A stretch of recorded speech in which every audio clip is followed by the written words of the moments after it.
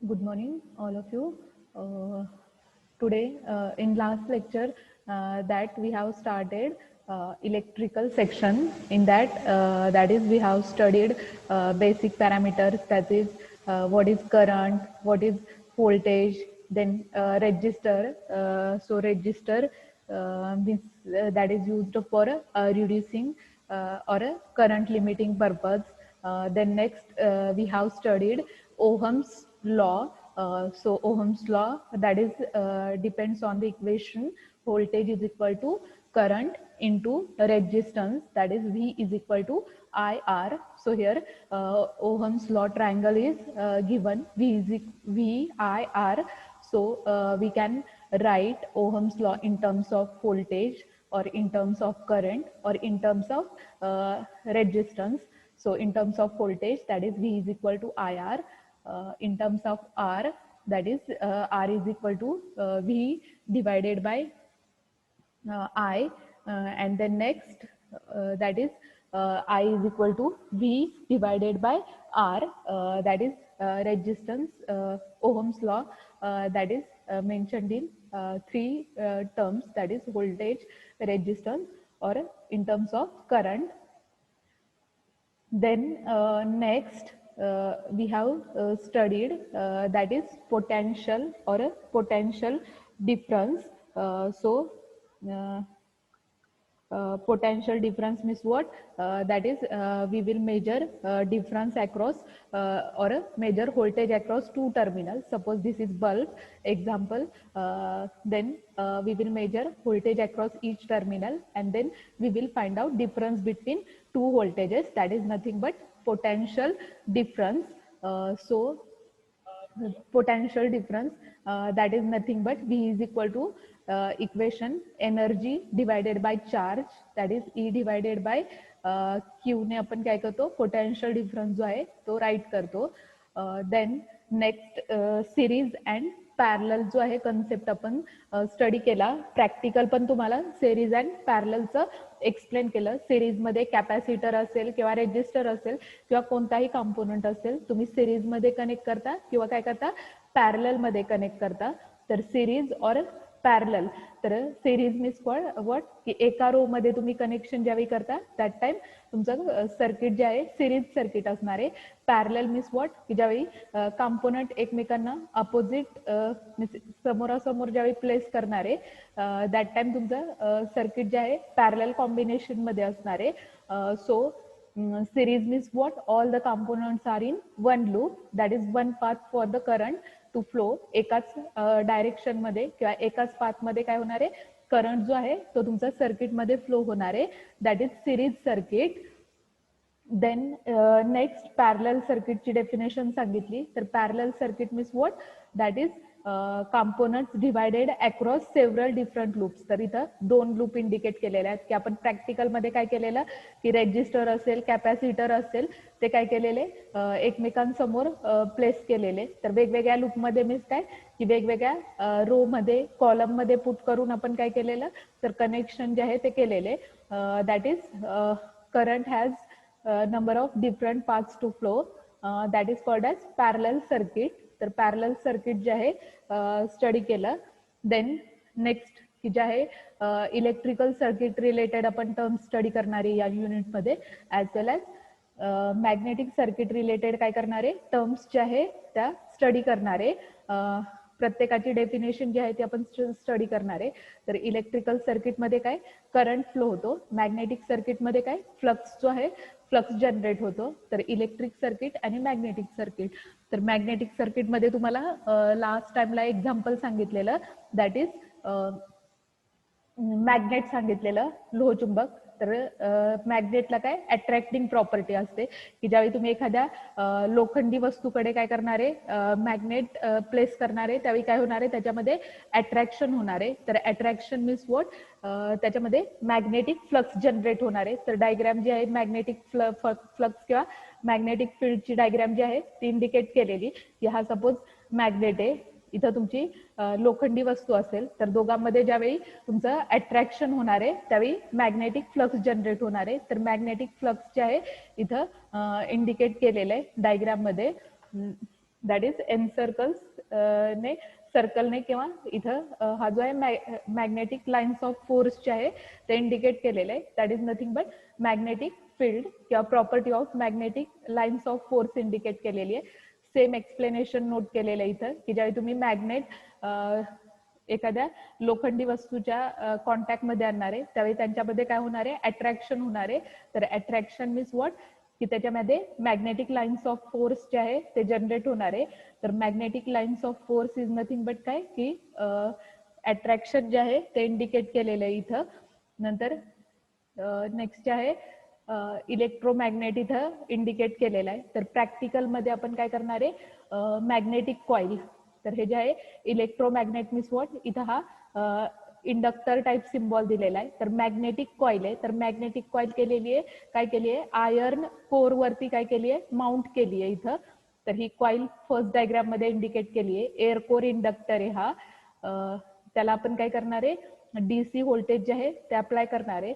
तर ज्यावेळी DC voltage आपण अप्लाय करणार आहे दॅट टाइम काय होणार आहे, तर याच्यामध्ये आयर्न कोर आणि कॉईल मध्ये काय होणार आहे, अट्रॅक्शन होणार आहे. तर आयर्न कोर आणि कॉईल मध्ये अट्रॅक्शन होणार आहे त्यावेळी काय होणार आहे, मॅग्नेटिक फील्ड जे आहे ते जनरेट होणार आहे. तर मॅग्नेटिक फील्ड जे आहे ते इथं लाईन्सने इंडिकेट केलेलं आहे किंवा सर्कलने काय केलेलं आहे, मॅग्नेटिक फील्ड जे आहे ते इंडिकेट केलेलं आहे.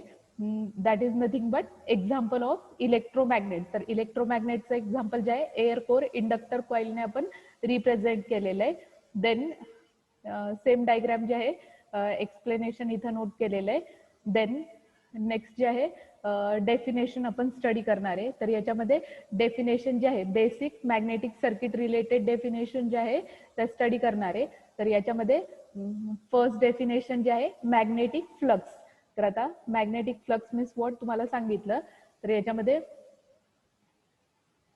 magnetic flux, that is nothing but the magnetic lines of force produced by magnet is called as magnetic flux. तर magnetic flux means what की magnetic lines of force की आता तुम्हाला एक्सप्लेनेशन सांगितलं की ज्यावेळी मॅग्नेट आणि तुमची लोखंडी वस्तू ज्यावेळी कॉन्टॅक्ट मध्ये येणार आहे त्यावेळी त्याच्यामध्ये काय होणार आहे. तर एक्झाम्पल मी काय हे इलेक्ट्रोमॅग्नेटचं दाखवलं की सपोज आयर्न कोर आणि आयर्न कोर काय कॉईल आणि आयर्न कोर इंडिकेट केलेलं आहे. तर ज्यावेळी सप्लाय तुम्ही ऑन करणार आहे त्यावेळी याच्यातून व्होल्टेज करंट पॅरामीटर फ्लो होणार आहे. दॅट टाइम कोर आणि या कॉईल मध्ये काय होणार आहे, अट्रॅक्शन होणार आहे. तर ज्यावेळी अट्रॅक्शन होणार आहे that time this magnetic lines of force generated. तर इथे हे सर्कलने काय केलेलं आहे, मॅग्नेटिक लाईन्स ऑफ फोर्स जे आहे ते जनरेट झालेलं इंडिकेट केलेलं आहे डॉटेड पोर्शनने. That is called as magnetic flux. तर मॅग्नेटिक फ्लक्स जे आहे that is denoted by phi. तर फायने आपण काय करतो, मॅग्नेटिक फ्लक्स जे आहे ते डिनोट करतो. Then its unit is weber. तर मॅग्नेटिक फ्लक्सचं युनिट काय, वेबर मध्ये तुम्ही काय करता, मॅग्नेटिक फ्लक्स जे आहे ते मेजर करता. तर 1 weber is nothing but 10⁸ lines of force. Unit indicate केलेलं आहे. तर फर्स्ट डेफिनेशन जे आहे magnetic flux that is nothing but the magnetic lines of force produced by magnet, that is called as magnetic flux. तर flux जे आहे आपण फायने represent करणार आहे. युनिट जे आहे वेबर. तर 1 weber is nothing but 10⁸ lines of force indicate केलेलं आहे.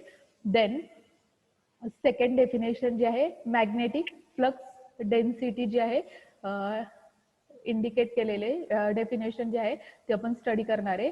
तर magnetic flux means what, total number of lines of force per square meter of cross sectional area of magnetic core is called as flux density. Flux density काय depend असणार आहे, तर ह्याच्या magnetic lines of force indicate केलेला आहे. तर जेवढा cross sectional area असणार आहे त्याच्यामध्ये जेवढ्या मॅग्नेटिक लाईन्स ऑफ फोर्स तुमच्या जनरेट होत आहेत that is called as flux density. तर फ्लक्स डेन्सिटी आपण काय करणार, तर फ्लक्स डेन्सिटी जी आहे ती काय करणार आहे, कॅपिटल बी ने रिप्रेझेंट करणार आहे. नंतर फ्लक्स डेन्सिटीचं युनिट इथं मेन्शन केलेलं आहे दॅट इज टेस्ला जे आहे फ्लक्स डेन्सिटीचं युनिट आहे. दॅट इज कॅपिटल युनिट जे आहे ते रिप्रेझेंट करता. Then flux density is nothing but formula जो आहे फाय डिवायडेड बाय ए ने रिप्रेझेंट करतात. तर five is nothing but magnetic flux, A is nothing but cross sectional area. Unit जे आहे फायचं युनिट, मॅग्नेटिक फ्लक्सचं युनिट जे आहे वेबर, एरिया जो आहे आपण मीटर स्क्वेअर मध्ये काय करतो, मेजर करतो. That is flux density is nothing but phi divided by a means weber per metre square. और डायरेक्टली तुम्ही फ्लक्स डेन्सिटी जे आहे टेस्ला मध्ये नोट करू शकता. युनिट जे आहे ते मेन्शन केलेलं आहे, दॅट इज फ्लक्स डेन्सिटी. तर दोन डेफिनेशन लक्षात आल्या, magnetic flux and flux density. Then आपण नेक्स्ट डेफिनेशन्स ज्या आहे त्या स्टडी करणार आहे. पहिल्या दोन डेफिनेशन लक्षात आल्या. मॅग्नेटिक फ्लक्स मीन्स काय, magnetic lines of force that is produced by magnet. आणि सेकंड डेफिनेशन जे आहे फ्लक्स डेन्सिटी. तर तुमच्या क्रॉस सेक्शनल एरियामध्ये जे काही number of magnetic lines of force जो इंडिकेट केलेला आहे that is called as flux density. तर क्वेश्चन पेपरमध्ये काही वेळा तुम्हाला 2 मार्क्ससाठी डेफिनेशन किंवा 4 मार्क्ससाठी 4 डेफिनेशन ज्या आहे त्या विचारल्या जातात. तर आपण 2 डेफिनेशन जे आहे त्या आता स्टडी केलेल्या आहेत. देन नेक्स्ट डेफिनेशन जे आहे मॅग्नेटिक फील्ड इंटेन्सिटी आपण स्टडी करणार आहे. तर मॅग्नेटिक फील्ड इंटेन्सिटी, तर magnetic field intensity means what, the magnetic field intensity is MMF per unit length along the path of flux. तर मॅग्नेटिक फील्ड इंटेन्सिटी जी आहे capital H ने represent करतो. Same definition जी आहे ती फॉर्म्युल्याच्या फॉर्मॅटमध्ये नोट केलेली आहे.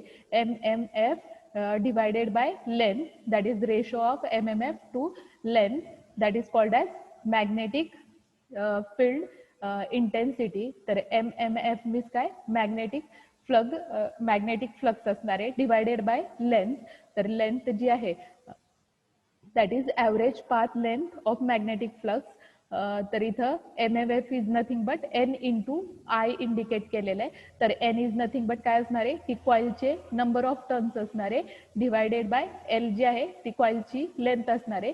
तर 80 पर मीटर मध्ये काय करणार आहे तुम्ही, मॅग्नेटिक फील्ड इंटेन्सिटी जी आहे ती मेजर करणार आहे. तर याच्यामध्ये magnetic field intensity is nothing but ratio of MMF to length. Unit जे आहे 80 पर M.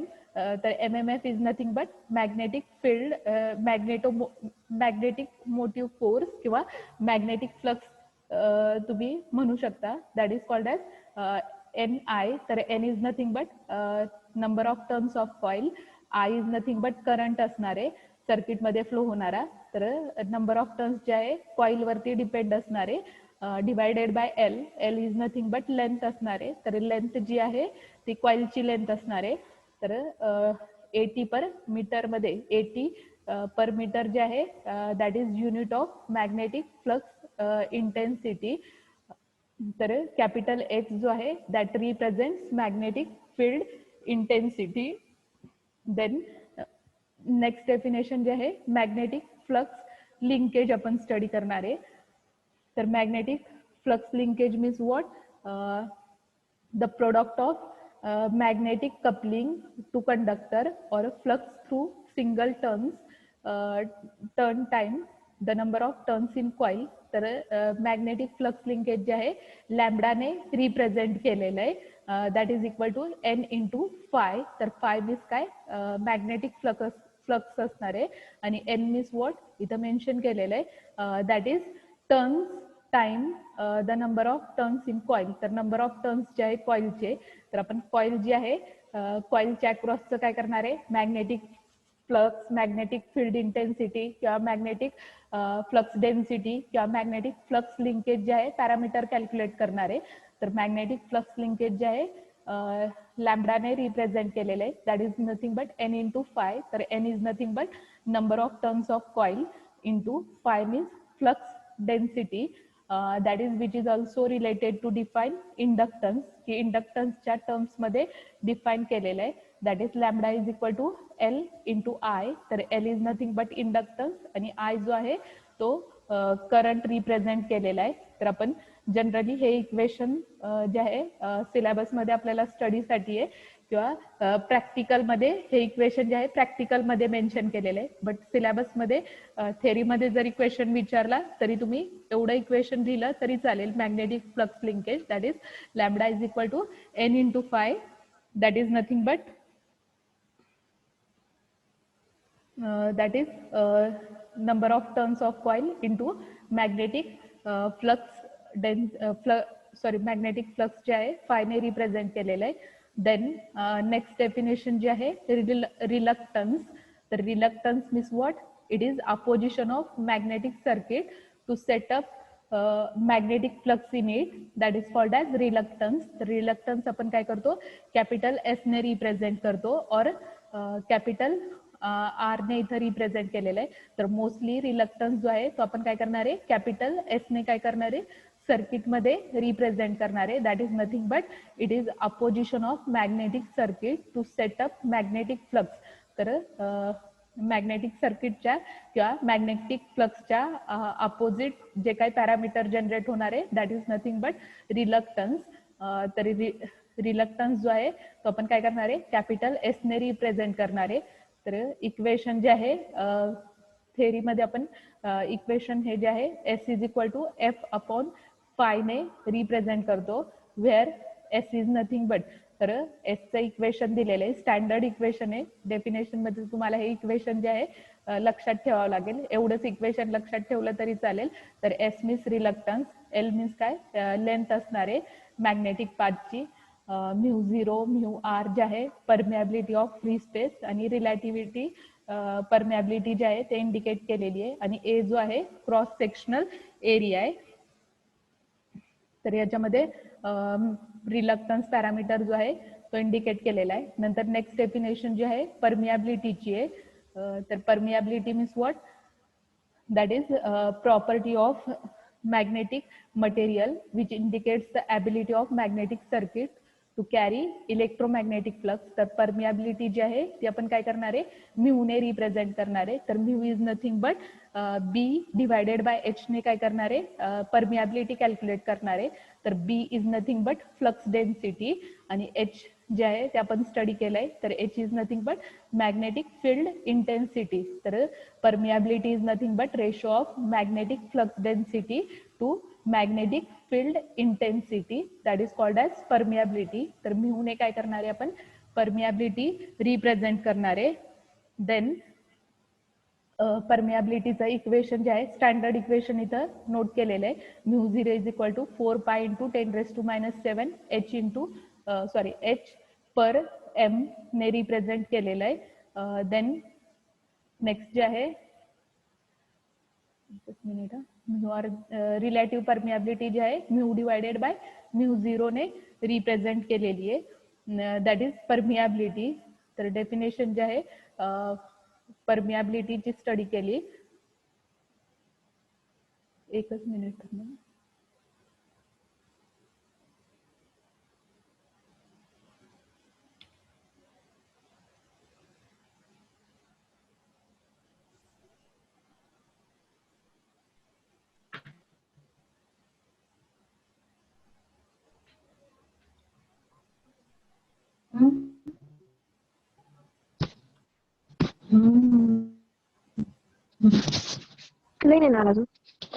एकच मिनिट. नेटवर्कचा थोडा प्रॉब्लेम आहे. एक मिनिट थांबा.